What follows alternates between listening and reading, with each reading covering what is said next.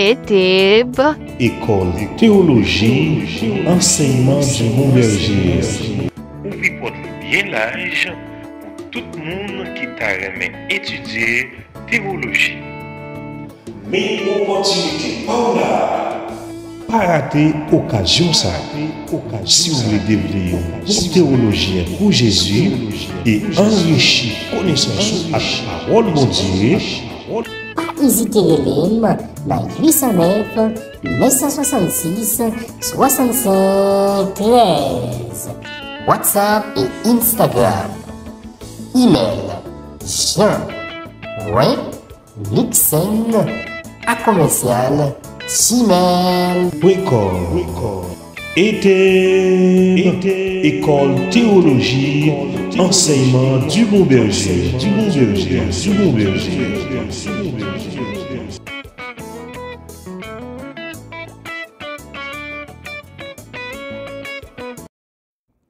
Bon Dieu bénis nous, grâce mon Dieu nous couvre nous. C'est un plaisir pour moi encore pour nous capables de retourner, rejoindre nous dans la théologie, ça, côté là, avancer avec différents types de théologie. Nous avons en pile déjà parmi eux.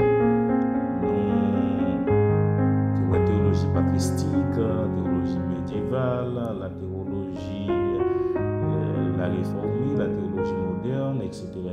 Tout ça. Donc, on a continué à avancer avec type de théologie. Et pour la gloire de Dieu, pour nous capables d'arriver prendre le thème, pour nous continuer de mieux comprendre la parole de Dieu. Alors, tout aviser nous gains pour nous faire une petite réduction dans le type de théologie. Bon, idée principale et puis pour capable un petit gens avancer plus et puis ne pas trop arrêter dans route. Et si c'est la première fois que vous jouez ensemble avec le canal YouTube ça qui c'était les lumières de gloire, donc nous remercions et nous félicitons, on a dit pas oublier de connecter ensemble avec nous parce qu'il y a un pile gros et belle bagaille capable d'apprendre. On a profité de saluer chaque frère et nous qui a coûté dans différents pays, dans tout le coin de la terre. On est loin, grâce à Dieu, voilà, nous arrivons loin. Et bien, on dit, on continue à faire ça et de nous faire travailler ça, partager avec nos amis ou nos familles. Et puis, comme ça, pour nous capables de vivre, porter des grandes victoires dans le monde évangélique. Nous parlons prier et puis pour nous capables de remettre tout le bagage de la main. Seigneur, moi, Dieu, merci pour grâce. Merci pour ce que vous faites, pour ce que vous continuez à faire pour nous. Dieu, merci parce que vous permettez qu'il y ait une chance et un privilège pour nous capables de continuer avec le travail, ça, pour nous aider des frères seuls, de comprendre la parole et les prêcher, pour capable prêcher avec efficacité. Le message est capable de produire des fruits qui sont agréables à cœur et dans la vie. En plus l'autre monde qui est dans la nécessité. Donc, on va bénir chaque étudiant. Nous pouvons comme ça, Seigneur, au nom de Jésus qui vive et qui a régné au siècle des siècles. Amen. Pas oublier, nous dire, pour ça, nous surtout là, il y a un peu de la donne, n'est pas fait complet. Si vous avez fait pour complet, vous pouvez capable de dans 809, 966, 65, 13, et puis comme ça, on a plus d'informations. Et puis, on va gagner un livre, on va gagner un devoir, et puis, on va capable de gagner un diplôme, les cours, ça, les fini qui a obtenu 3 l'année. Et bien, c'est un privilège, on est capable de continuer à avancer avec la théologie, nous pour faire ouverture à la gloire de Dieu. Je dis à nous un type de théologie qui c'est la théologie calvinisme. La théologie calvinisme. Nous te fait un petit rappel tout petit, les notés dans la théologie arménienne. Je dis théologie calvinisme avec la théologie arménienne. Il n'y a pas trop loin. Depuis qu'on a la théologie arménienne, c'est comme si on a une idée qui est vraiment profonde dans la théologie calvinisme. Donc, M. Sao, c'était un grand leader, grand réformateur qui a travaillé pour percer l'évangile dans un moment difficile, dans un moment de persécution, côté l'évangile n'a pas de cours libre comme ça pour prêcher. L'église catholique a persécuté l'église en pile. Donc, on peut voir tout, pourquoi pas. Mais M. Sayo, il était campé comme des héros. Il était campé comme des soldats vaillants qui papaient la mort. Et puis, il était capable de faire l'évangile percer et aller plus loin, plus loin, plus loin. Et juste arriver côté non arrivé aujourd'hui. Parce que pas oublier, c'est pas trop si facile pour l'évangile là. Parce que pas oublier, après la mort, disciples et apôtres, moments étaient difficiles, des moments qui étaient très compliqués toujours pour prêcher l'évangile là. Les apôtres, puis apôtres Paul, Jean, tout monsieur ça a fait mourir mais il y a l'autre monde qui continue à prêcher l'évangile là toujours. Ça fait l'important, nous avons plusieurs noms qui nous parlent là pour capable capter parce que c'était des grands réformateurs à son endroit et qui ont l'idée et pour permettre que l'évangile lui-même les arrêter pour qu'il dérive mais pour continuer et qui permettent que et juste aujourd'hui moi-même ensemble avec vous nous capables de rejoindre l'évangile ça et qui permet que nous capables de mieux comprendre la parole de Dieu, qui permet que nous capables de découvrir un peu de bagaille. Donc, c'est ça où tu passé une carrière difficile, une persécution. Donc, mais grâce soit à Jésus, l'évangile n'a pas traité mourir, il a brillé parce que l'évangile c'est un flambeau qui a éclairé et pas aucun monde qui a éteint. En nous rentrer dans le développement et coulant pour la gloire de Dieu. Nous gagnons Paul Landowski et Henri Bouchard, détail du monument international de la Réformation dans l'année 1917 à Genève. Mais c'est ça, il était tellement gardé comme grand héros, il a même fait un monument. Expliqué ça à Genève.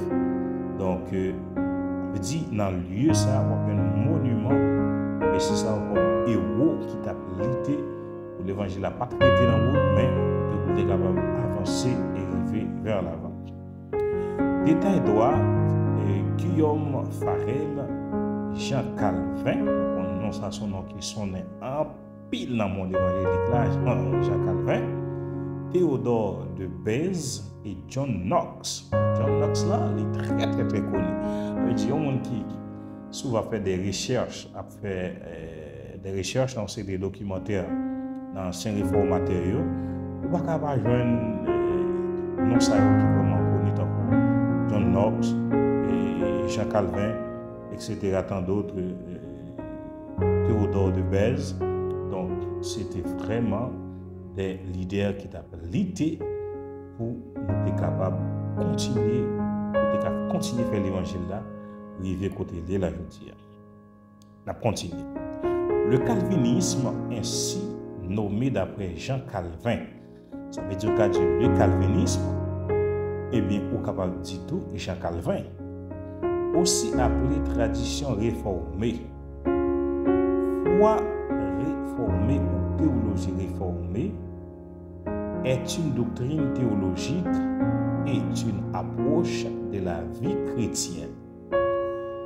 Ça veut dire la foi réformée ou la théologie réformée, parce que mais c'est ça, et monsieur ça, spécialement Jean Calvin, c'est eux-mêmes qui commençaient à cette base l'église réformée. Donc c'est ça que nous joignons mentionner comme ça. Donc, on dit nous, doctrine et théologie est une approche de la vie chrétienne, c'est une approche de vie chrétienne, repose sur le principe de la souveraineté des dieux en toutes choses. Ça, très intéressant. Avait dit doctrine basée sur souveraineté bon Dieu dans toutes choses, dans toute bagaille. Ça veut dire dans toute intégralité. Dans tout petit détail, il faut que nous voyons la souveraineté de Dieu. Depuis dans théologie, nous ne pouvons pas jouer la souveraineté de Dieu. Eh bien, théologie, ça a qualifié. Parce que Dieu au-dessus de tout ça que nous sommes capables de faire. Au-dessus de toute connaissance que nous sommes capables de gagner. On a continué avec lecture. Bien que développé par plusieurs théologiens tels que, non plusieurs théologiens, nous avons capté non parce que c'est très important, Martin Bucer, Wolfgang Musculus, Heinrich Billinger, Pierre Martyr Vermigli, Ulrich Zwingli, un petit genre raide, on sait dire de façon qu'il est capable, et Théodore de Bèze. Elle porte le nom du réformateur français Jean Calvin, en raison de son influence dominante ainsi que de son rôle déterminant dans les débats confessionnels et ecclésiastiques. Okay? Aujourd'hui, ce terme fait référence aux doctrines et pratiques de la plupart des églises. Pas de la plupart des églises, c'est plusieurs églises. Ça veut dire doctrine que monsieur réformateur ça a prêché, il a enseigné, il a persisté pour arrêter pour l'homme qui arrive à comprendre. Eh bien, doctrine ça il arrive à pratiquer aujourd'hui dans des églises. Ça veut dire dans plusieurs églises. Ok? Et ça que un réformateur chrétien, c'est pas n'importe qui. Son héros, son héros, comme l'apôtre Paul, l'apôtre Pierre, l'apôtre Jean, etc. D'autres. Donc, nous croyons c'est pas n'importe qui. Ok? Dans la plupart des églises réformées. Ok? Nous avons quelques églises dans des églises réformées, on dit tout ça déjà. L'église presbytérienne et congrégationaliste. Plus rarement, il désigne l'enseignement de Calvin lui-même. Ok? Avait dit l'enseignement Calvin, c'est pas en vain. La théologie calviniste, la théologie calviniste n'est pas en vain, mais il était porté des fruits et des résultats. Les doctrines de la prédestination et de la corruption totale représentent les points les plus notoires du calvinisme. Okay? Les plus notoires du calvinisme. Jean Calvin, l'influence internationale de Jean Calvin sur le développement des doctrines de la réforme protestante débute quand il rédigea à 25 ans. La première édition de son traité de théologie intitulé Institution de la religion chrétienne en 1534. Ça veut dire pas pareil, je dis là, on n'a pas d'ouvre. Pas que gens vont faire recherche. Depuis 1534, publié en 1536. Ce travail évolua par la suite et Calvin le traduisit en français vernaculaire. La rédaction de cet ouvrage ainsi que ses travaux pastoraux controversés, ses contributions aux confessions de foi et son important travail d'exégèse biblique. Nous avons une théologie qui c'est la théologie exégèse. Donc nous allons décrire les niveaux là-dedans. On conduit Calvin à exercer une influence directe sur le protestantisme avec Martin Husserl, Heinrich Bullinger, Pierre Mortier, Vermigli, Ulrich Zwingli, Théodore de Beuys, Guillaume Farel et John Knox. Et moi conseille non, à faire une recherche sur John Knox. Sur John Knox. Et c'est très important. Très important. Et puis Théodore de Beuys. Calvin joua un grand rôle dans l'élaboration de doctrines des églises réformées. Ça veut dire, nous, Calvin a un gros rôle, influence, il est vraiment influencé en pile dans l'église, surtout l'église réformée. C'est ça que ça est très important pour nous connaître, parce qu'il y a aidé nous pour nous parler avec équilibre, pour nous parler avec assurance, au point d'en être devenu le réformateur dominant. Réformateur dominant, ça veut dire il domine.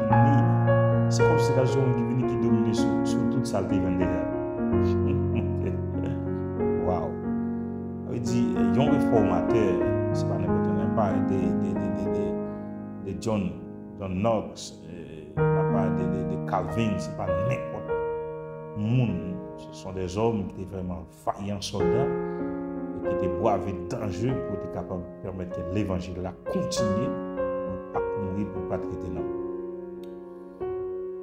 L'importance grandissante des églises réformées, eux, de Jean Calvin, font partie de la deuxième phase de la réforme protestante. Est-ce qu'on entend? D'abord, je vais dire ça. Souligner ça, oui, étudiant mieux. Moi, prendre les bons. L'importance grandissante des églises réformées et des Jean Calvin font partie de la deuxième phase de la réforme protestante. Tellement réforme Jean Calvin a avancé vers le terrain, il est devenu comme deuxième phase de la réforme protestante. Ouais. Ça, c'est question, ça veut dire peser sur ça. On peut peser sur lui, on a une question derrière. Okay? Lorsque les églises protestantes commençaient à se former après l'excommunication de Martin Luther par l'église catholique romaine, c'est très important. Oubliez, Martin Luther était passé un moment difficile avec l'église catholique. Moi, je ne sais pas si je ne comprendre, je refuse de comprendre. Si l'église catholique, c'est Dieu qui a servi, pour qui ça oblige à persécuter l'autre qui a servi mon Dieu? Pour qui ça persécution ça oblige à faire? C'est parce que gagner des bagages occultes qui cachent son rôle. Parce que si ma servi mon Dieu, donc, bah, qui raison pour m'obliger à persécuter? Donc, pour nous, sur ça, nous allons voir la théologie catholique, nous allons découvrir ça. On a avancé. Mais pas oublier là, carrière Martin Luther nous connaît bien. Sans voir, persécution était vraiment terrible, il était brûlé, presque tout le livre qu'elle était écrit. Elle était écrit. Et par ces moments difficiles qu'elle était passée à Maille. Donc c'était vraiment une persécution qui était vraiment très compliquée. Donc on l'aide, nous pour nous faire plus de parler à profond sur ça. On a continué avec la lecture. Calvin, un exilé français à Genève, avait signé la version modifiée par Philippe Melanchthon en 1540 de la Confession d'Augsbourg. Mais son influence se fit d'abord sentir dans la réforme suisse à dominante zwinglienne. Le développement de la doctrine des églises.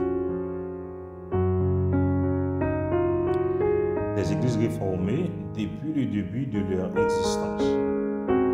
Ça veut dire, dans tout cours, dans tout corps, leçon, on pourrait les montrer nos théologies calvinistes, il était influencé en pile dans l'église réformée. Ok? Depuis le début de leur existence, ça veut dire depuis l'existence de l'église réformée, après d'une direction indépendante de celle des Luther, sous l'influence de nombreux auteurs et réformateurs. Allez bien, en particulier. Et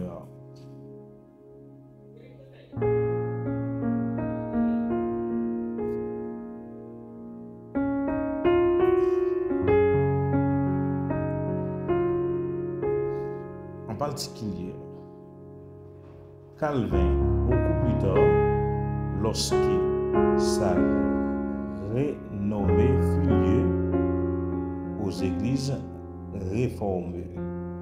Cette doctrine, dans son ensemble, eut le nom de calvinisme. Okay? C'est pour cela que nous venons la théologie calvinisme. On parle de doctrine, on parle d'enseignement, enseigner la parole de Dieu, enseigner comment on doit croire, comment on doit marcher. Et c'est là la foi, mon nom, va le fonder bien basé. Okay? Cette doctrine, dans son ensemble, a pris le nom de calvinisme. Okay? On va continuer.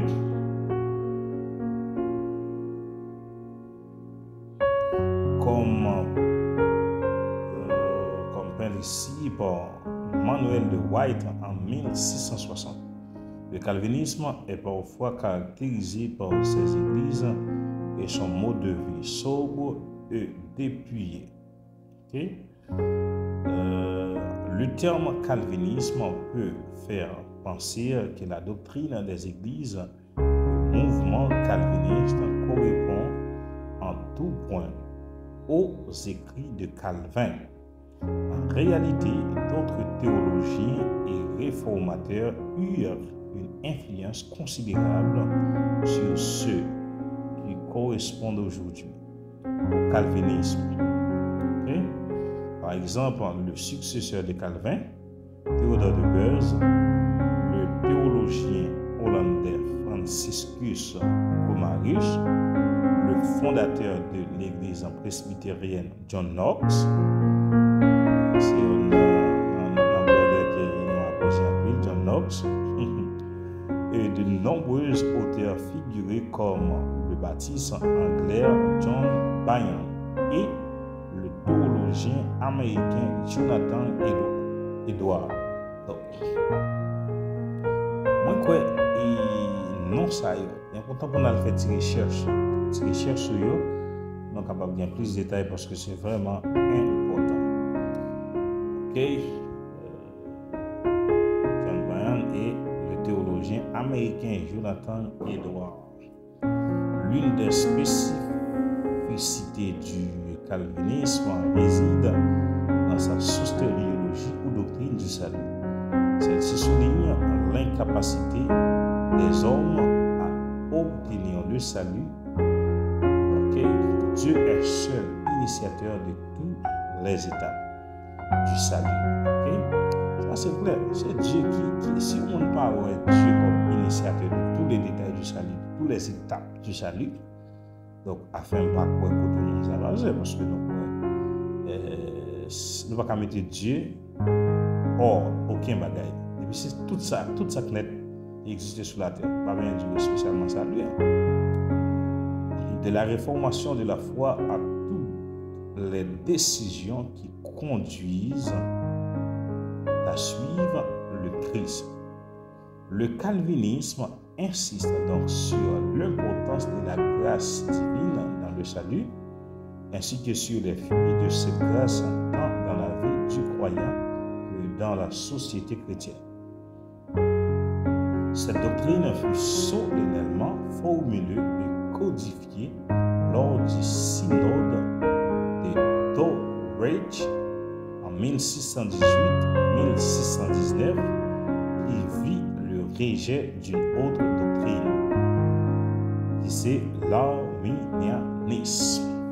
Ça fait un peu dire il n'y a pas trop loin entre le calvinisme et l'arménianisme. Ok? Donc, c'est ça que vous avez une idée dans la théologie arménianisme. Alors, il y a quelques points qui n'ont pas fini de tomber d'accord entre la théologie calvinisme et la théologie arménianisme. Donc, moi, j'espère que nous apprenons plus de bagages, nous avons grandi et cet esprit a béni nous d'une façon spéciale. Que le Seigneur bénisse nous. Eh bien, c'est là nous, enfin, nous disons déjà. Donc, nous espérons que tout ça est intéressant pour vous et vos connaissances. Parce que c'est ça l'habilité pour avoir bien ces connaissances à profondeur dans ces thèmes. Et non pour essayer d'aller même les baptismes sur vous de façon spéciale. Quand vous êtes la caisse Seigneur, et connecté avec nous. Donc, venez avec notre prochaine classe pour la gloire de Dieu, car il doit mieux comprendre la parole de Dieu.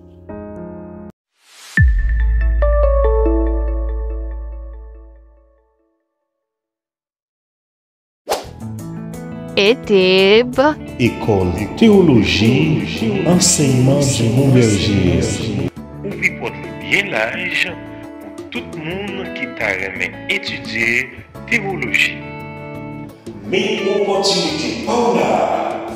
Pas rater occasion ça. Si vous voulez devenir un théologien pour Jésus et enrichir connaissance à la parole de Dieu, Hésitez dans 809 966 65 13. WhatsApp et Instagram. Email jean.commercial@gmail.com. École théologie, enseignement du Mont-Berger, du Mont-Berger, du Mont-Berger.